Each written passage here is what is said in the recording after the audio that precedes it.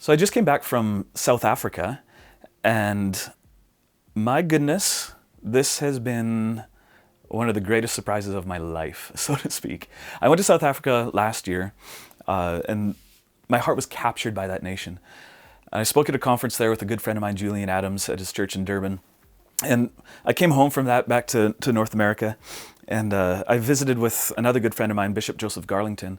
And we were just chatting, and he was asking me about what's been going on. So I started pouring out my guts, really, to him about South Africa. And if you ever know Bishop Joseph, he's a funny guy.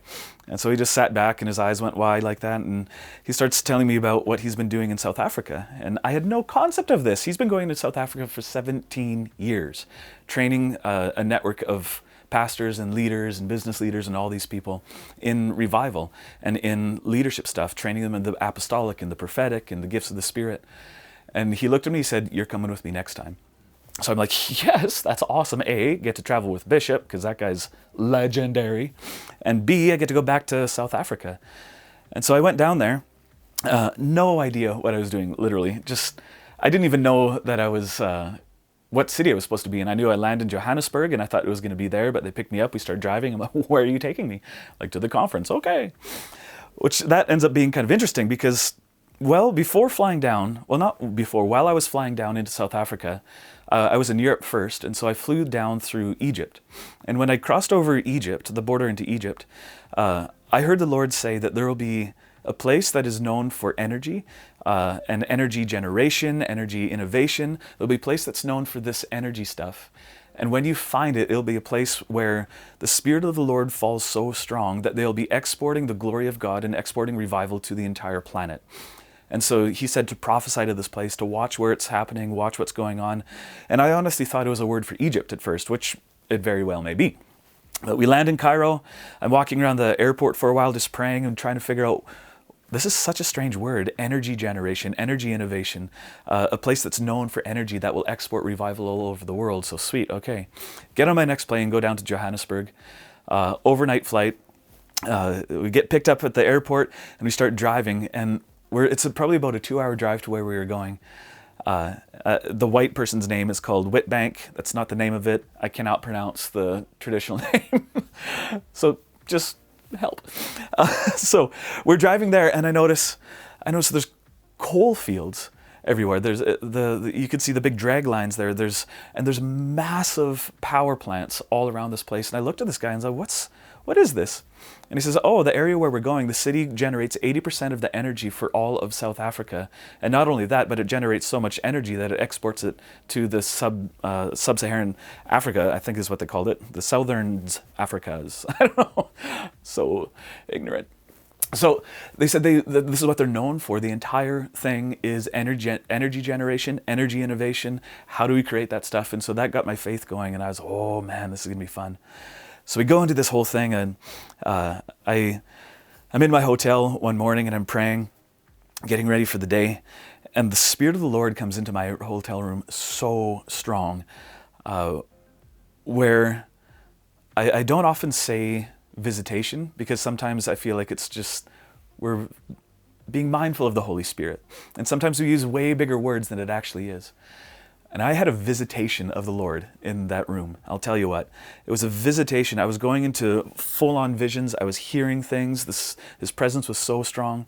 And I heard the Lord say, here's a prophetic word for South Africa. Here's a national word. Get ready to share it. And so I went back and I was writing on my iPad, is just madly how much of this stuff can I actually write down. And we go into the conference. They're not used to me. They don't know who I am. Remember, they know who Bishop is. He's been there for 17 years. I'm just this new guy. And so we go in, and Bishop introduced me to them all. And I have a couple of sessions before I actually give the prophetic word. And I know, okay, this one night, tonight's the night. And I feel so much authority. I've never felt something like that where, this is why I'm born. And so I was excited for this, and I'm like, okay, I'm going to step into it. If this is going to be a prophetic word for the nation, then I'm swinging for the fences. So we get up there, and I give this crazy word, and it was fun because I knew that there was supposed to be a response. So I talked to the worship team beforehand, and I said, I didn't give it away. I said, we need to have a response in worship. It needs to be victorious. It needs to be joyful. It needs to be like, yeah. And I said, it cannot be a North American song and it can't be in English. It's got to be in your language. And the reason why I said that is because part of this prophetic word was South Africa and the South African church getting their power back and saying you don't need to find a different gift. You don't need to find a different apostle, a different prophet, a different all that. You got it, you got it. And that was the word, you got it. And the core of the word was stop hiding behind the facts. Stop hiding behind being disqualified due to poverty or due to corruption or due to just the way that the world sees you. Stop hiding behind that stuff, but stand boldly in the truth of who you are.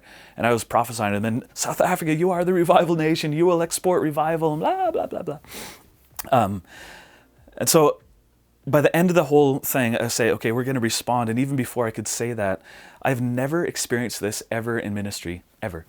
I've never seen this. Even Bishop Garlington, he got up on stage to film what was happening, and he had 2 phones, not just one, but he had 2 phones filming all this stuff. And we were all saying, we've never been in this stuff before.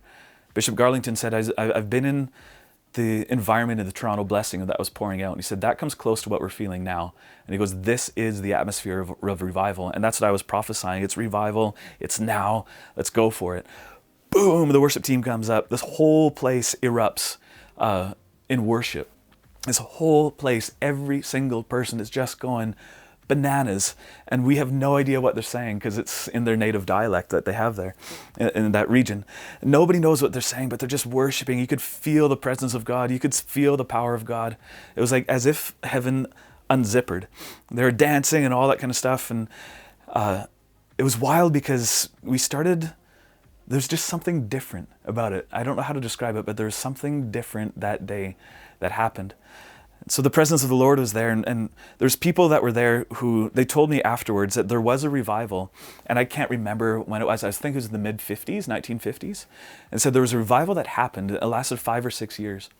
And he said, it feels the same. And so they started calling people, and they said, you were there when the revival was happening, when thousands of people would get saved. And they said they would sing this one song, and that was the song, that was the anthem of the revival. And so this one guy called his mom, because she traveled with the leader of it.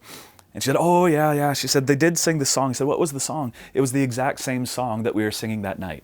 That was the anthem of the revival in the 1950s.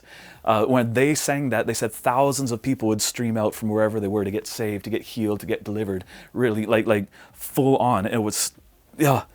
And so we're like, oh, okay, well, that's a neat coincidence. And then we waited and said, well, where did it happen?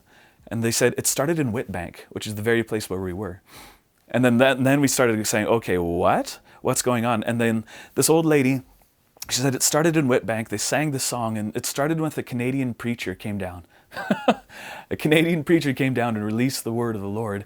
And it was like we were living through this whole system all over again. It was the fullness of time. I don't know if that's the right word. It was the full circle moment. And then it was happening again. And I'll tell you what, I've been in contact with these leaders, and ever since then, they said that the fire has not stopped, that the awakening has not stopped, that thousands, or I don't know how many, hundreds of people are getting saved, that the revival is back, and they're announcing it all over the place. The revival's back, which is just so crazy that we get to witness this.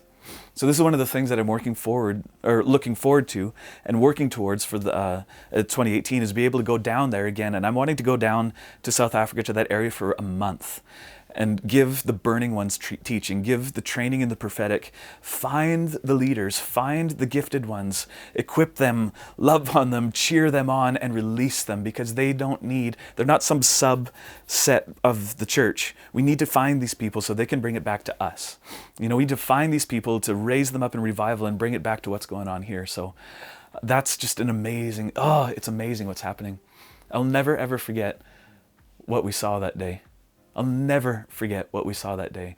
And I promise you this, we will see it happen here in Canada. We will.